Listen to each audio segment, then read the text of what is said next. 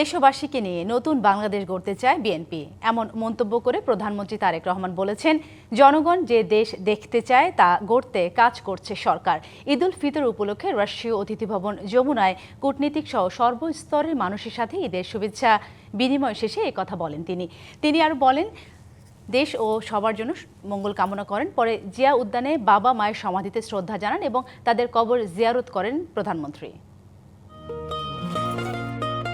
সকালে জাতীয় ঈদগাহ ময়দানে নামাজ আদায় করে রাষ্ট্রীয় অতিথি ভবন যমুনায় যান প্রধানমন্ত্রী তারেক রহমান।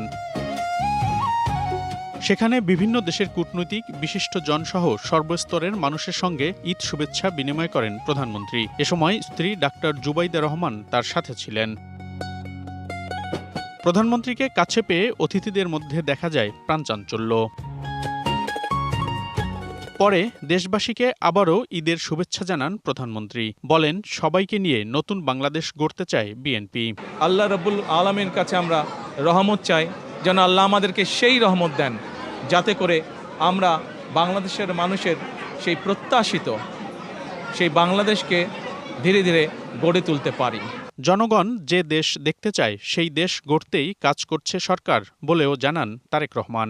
দেশবাসীর কাছে আমি অনুরোধ জানাবো যে আপনাদের সহযোগিতা যদি থাকে। নগদ নিয়ে এলো হার না মানা হার অফার। সর্বনিম্ন 10,000 টাকা রেমিটেন্স নগদে পাঠালে থাকছে স্বর্ণের হার জেতার সুযোগ।